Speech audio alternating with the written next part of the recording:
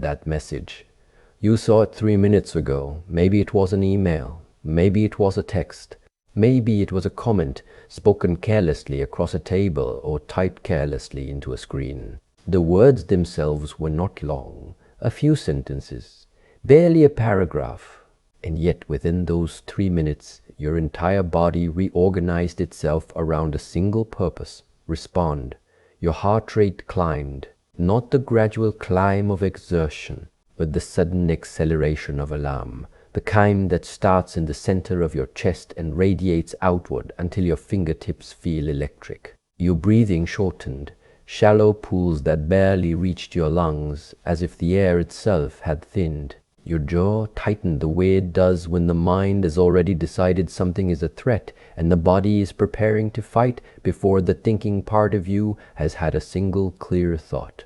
Your hands. Notice your hands right now. They wanted to move. They wanted to type. They wanted to fire back. Something inside you was already composing the reply, already sharpening the sentences, already choosing the words that would land hardest. Not the truest words, the sharpest ones. 3 minutes. That is all it took for a few lines of text to become a crisis. For a situation that did not exist 5 minutes earlier to feel like the most important thing in your world. For your entire evening, maybe your entire night, to be hijacked by a response you had not yet sent but were already living inside, already rehearsing, already defending before a jury that existed only in your mind. And then something happened. Maybe you did not send it. Maybe the phone rang, or someone walked in, or the children needed something. Or you simply ran out of energy before your thumb hit the button. The moment of firing passed, not because of wisdom, because of accident, and the hours moved on. You slept poorly, perhaps turning the words over in your mind the way the sea turns stones on its bed, smoothing nothing, just moving the weight from one side to the other. But you slept, and then morning came. You opened the message again. Read it again, the same words, the same sentences. Not a letter had changed, but something had changed in you. The fire was gone. The urgency had dissolved the way fog dissolves, not because someone removed it, but because the light arrived and the fog had nowhere left to hide. And where there had been a crisis just hours before, there was now what? A misunderstanding, maybe. A careless comment from someone who was having their own difficult day. A situation that was real, but not nearly as large or as sharp or as personal as it felt at midnight. And you sat with a thought that arrived quietly, but landed with the weight of something you already knew, but kept forgetting. I almost destroyed something real over something temporary. I almost said words I could not take back, not because the situation required them, but because my body demanded them. And my body was wrong. Not wrong about the feeling, wrong about the timing. This is not a story about one message. This is a story about the pattern that runs beneath almost every unnecessary conflict in your life, every regretted decision, every relationship that was damaged not by what happened, but by what was said in the heat of what happened.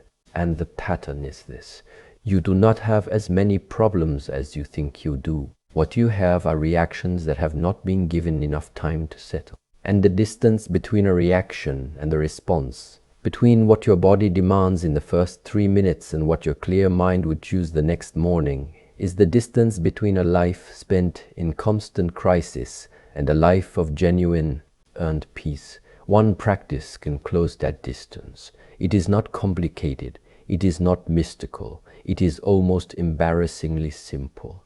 But simple is not the same as easy. The way holding your hand over a flame is simple to describe, but requires something profound to execute. And this particular simplicity requires a kind of strength that most people have never been asked to build. Wait. Before you respond to anything that disturbs your peace, wait. Not forever, not as avoidance, not as the cold silence of someone who has given up. 24 hours. One full turn of the earth. Let the sun set on your reaction and rise on your clarity. And then, only then, decide what truly requires your voice, your energy, your precious and irreplaceable time on this earth. Let me show you what happens inside you in those first minutes, because understanding the machinery is the first step toward choosing not to be operated by it. When something strikes you, an insult, a disappointment, a piece of information that threatens something you care about, your body does not wait for your permission to respond. It responds instantly, completely, without consultation. Heat floods your chest. Adrenaline narrows your focus to a single point. The threat, the offense, the thing that must be corrected now, immediately. Before another second passes, your peripheral vision collapses, not just physically but mentally. The complexity of the situation disappears. The context, the history, the 100 possible explanations, the humanity of the other person, the possibility that you may have misread the tone or misunderstood the intention, all of it evaporates. What remains is a simplified story compressed and hardened in the heat. This is wrong. This must be answered. And I must answer it now. And in that state, that narrow, heated, single-pointed state, you are asked to make decisions, to choose words that will be remembered, to take positions that will define relationships. You are asked to be wise at the exact moment you are least equipped for wisdom. You are asked to be precise at the moment your vision is most distorted. You are asked to represent your best self at the moment your oldest self has taken the wheel. This is not a flaw in who you are. It is architecture far older than you. Your nervous system was designed for a world where threats were physical, immediate, and lethal. The speed of your reaction, the same speed that makes you say things you do not mean, send messages you wish you could dissolve, take positions you cannot maintain by mourning that speed once kept your ancestors alive. The one who paused to consider nuance where the predator approached did not survive the afternoon. The one who moved first felt later that one lived, and passed the pattern forward, down through the generations, to you. So the speed lives in you. It is ancient, it is deep, and it was not a mistake. It was intelligence, the survival kind, the kind that does not ask for your approval before it acts. But the world you live in now is not the world that built this system. The email is not a predator. The comment is not a physical threat. The disagreement with your partner at the dinner table is not a battle for your life. And yet your body responds to all of them the same way, with the same urgency, the same narrowing, the same demand for immediate action, because the body has only one alarm. It does not have a separate system for emotional threats and physical ones. It only knows disturbance detected. Mobilize everything. Now, do not hate yourself for this. It was never a choice you made. It was given to you the way your eye color was given to you, the way your bone structure was given to you. But what you do with it, what you do in the space between the alarm and the action, that is always your choice. And it is the only choice that matters. And the most powerful choice available to you in any moment of disturbance is the one that feels least natural, the one that every fiber of your body argues against. Do nothing. Not forever, not as surrender, not as the passivity of someone who has been defeated, but for now. For these 24 hours, let the system complete its alarm cycle. Let the chemicals recede. Let the water settle. And do not hand the pen to the part of you that is on fire. Fire does not write clearly, it only burns. And once you see this machinery clearly, something else becomes visible, something that explains why most of the problems you carry are not actually problems at all. Think of a glass jar filled with water and sand. If someone shakes the jar hard, suddenly the water turns murky, opaque. You cannot see through it. You cannot see the bottom. You cannot tell what is in the jar and what is just disturbance, what is substance and what is sediment in motion. And if you were asked to describe what is inside the jar in that moment, to make an accurate assessment, to form a judgment, to choose a course of action, you would be wrong. Not because you are foolish or careless, because the water has not settled. The information is there, but it is mixed with agitation. It is unreliable. It is real and distorted at the same time. Now set the jar down, do nothing, touch nothing, and wait slowly, not because of effort, not because of technique, not because of any method more complicated than the passage of time and the patience to let time work. The sand sinks, the water clears, and what seemed opaque and overwhelming 10 minutes ago is now transparent. You can see the bottom, you can count the grains, you can see what is actually there, and more often than not, what is actually there is far less than what the murky water led you to believe. This is what happens inside you when you give a situation 24 hours before responding. The emotion, real, valid, not imagined, not exaggerated, is the sand. The event is the shaking. And the clarity you need in order to respond with precision instead of force is the clear water. But the clarity cannot exist while the sediment is in motion. It cannot be forced into being by willpower or intelligence or sheer determination to see straight. It can only arrive when the jar is still. And the jar can only be still if you have the discipline.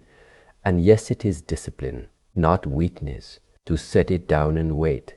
Most people try to see through murky water. They try to make decisions, choose words, take definitive positions while the sand is still swirling. And then they wonder why the decisions feel wrong by morning, why the words they chose were too heavy or aimed at the wrong target, why the position they defended at midnight feels indefensible by dawn. It is not because they lack intelligence. It is because intelligence cannot function in turbulence. The mind is only as clear as the water it is looking through. Here's the practice.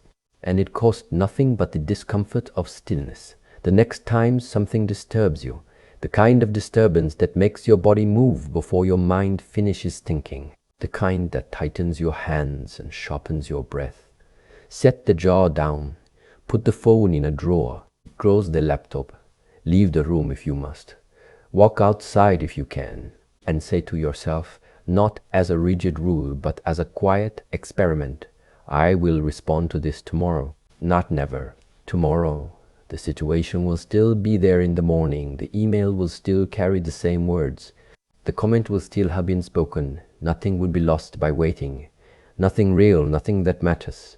But something enormous might be gained, the chance to meet the situation as the clearest, most grounded version of yourself, rather than the version that was assembled in 3 minutes by a nervous system that cannot tell the difference between an insult and a predator.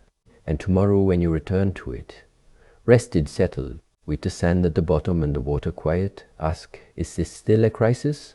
Does this still require what I was ready to give last night? Does the story I told about this person, this situation, this threat, does it survive the daylight? The answer, far more often than you expect, will be no. And that no is not a small thing. That no is the sound of a problem you did not create, a conflict you did not feed, a wound you did not inflict on a relationship that did not need another scar. And once you begin this practice, a pattern emerges that will change the way you see your entire life. You will discover that the situations you face fall into layers you never recognized before, not because the layers are new, but because you are always too stirred up to see them clearly. There are the situations that dissolve entirely when given time. These are the most common, far more common than you currently believe. The comment that felt like a calculated attack was actually the careless output of someone exhausted by their own day. The email that read as condescending was written quickly by someone who did not pause to consider tone, someone who ironically needed the same practice you are now building. The tension that felt catastrophic at 9 in the evening was by 9 the next morning, something you could barely remember being upset about. Not because it did not matter, but because its true size was always small. It was the murky water that made it look enormous, and the water cleared, and the enormity was revealed to be sand. Then there are the situations that shrink. They do not disappear entirely. Something real happened, something that does need to be addressed. But the version you experienced in the heat, the version with the sharp edges and the enormous proportions and the dramatic narrative your mind assembled at full speed with absolute certainty, that version was inflated, not invented, inflated. The way a shadow on a wall is not imaginary, something real is casting it, but the shadow is always larger than the object, always more menacing, always shaped by the angle of the light. When you wait, the light shifts. and you see the object for what it actually is. A situation that requires a conversation, not a war. A misunderstanding that can be untangled with patience, not a betrayal that demands retribution. And finally, rarely but importantly, there are the situations that remain, the ones that do not dissolve, the ones that do not shrink, the ones that sit in the morning light, exactly as real and exactly as heavy as they were in the dark. These situations genuinely require your energy, your honest words, your full engagement. And because you waited, because you did not spend your strength on the 9 out of 10 that would have dissolved, because you did not exhaust your clarity on the shadows and the sediment, you arrive at this real situation with something most people never have when they need it most: a clear mind, a centered heart, the full force of who you actually are, undistorted by heat, undiluted by the dozen false crises you would have been recovering from if you had fought every battle your nervous system offered you. This is the economy of the still mind. You save your energy for what is real by declining to spend it on what only appears real in the turbulence. And you cannot tell the difference between the two. You genuinely cannot until the water clears. There is a difference between being responsive and being reactive. Being responsive means you address what is real with full attention and appropriate force. Being reactive means you treat everything as equally urgent, fight at full volume regardless of whether the room warrants a whisper or a shout, and exhaust yourself in battles that were never battles at all. They were just weather. One is precision, the other is a slow, invisible hemorrhage of your energy, your peace and your relationships. Now let me bring this into the rooms where you actually live, because understanding the principle is one thing. Holding it when the blood is hot and the person across from you has said the one thing that opens every locked door inside you, that is another thing entirely. Your daily life is the training hall, and the training does not happen in moments of calm reflection. It happens in the raw, unscripted, unrehearsed moments when every cell in your body is screaming to act, and you choose, deliberately and against every instinct, to wait. Someone at work sends an email that questions your competence, not openly but in that layered, deniable way, that leaves just enough ambiguity for them to claim they meant nothing by it. Your face warms on the first read. By the second read, the response is already forming itself, detailed, measured in tone, but devastating in content. Designed not just to correct, but to establish, to make clear who is right and, by implication, who should have known better than to write those words. This is where the practice lives, not in the understanding of it, in the execution. You close the email, you stand up, you walk away from the screen, and you say to yourself, not with aggression, not with the clenched teeth of someone performing patience, but with the calm of someone who knows the water's murky and has learned not to trust what they see through it. Tomorrow, I will read this again tomorrow, and tomorrow you read it again, and you notice something invisible last night. The sender's own uncertainty leaking through the phrasing. The question that was not an attack, it was a request for clarity, poorly worded by someone who lacked the skill or the time or the self-awareness to word it better. You noticed that the devastatingly clever response you had prepared would have escalated a miscommunication into a conflict that might have taken months to repair, and instead you write something else, something clear, something direct, something that addresses the issue without igniting the person, and the situation resolves, not with the dramatic satisfaction of a counterattack, but with the quiet resolution that comes when clarity meets clarity instead of heat meeting heat. Your partner says something during dinner that touches a nerve old deep, tangled in things neither of you are fully named. And instead of responding to the words, you feel your body respond to the wound beneath the words. The heat rises. The script forms pine, if that is how you feel. Or worse, the withdrawal begins, the cold silence that punishes without speaking, that says everything by refusing to say anything, that builds walls in a space that was supposed to be a home. This too is a reaction. Silent reactions are still reactions, and they're just as costly as the loud ones, because they teach the other person that your silence is a weapon, And people who believe your silence is a weapon eventually stop trying to reach you. The practice here is the same. Feel it fully.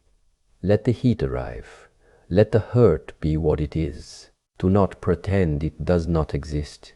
Suppression is not patience. Suppression is just the reaction turned inward where it does not dissolve but calcifies, becoming the kind of quiet resentment that poisons slowly and is noticed too late. Instead, say inwardly to yourself, I feel this, it is real, and I will not speak from inside it. Tomorrow, if this still needs to be said, I will say it clearly, not from fire, from truth. There is a difference between silence as punishment and silence as patience. Silence as punishment withholds in order to wound.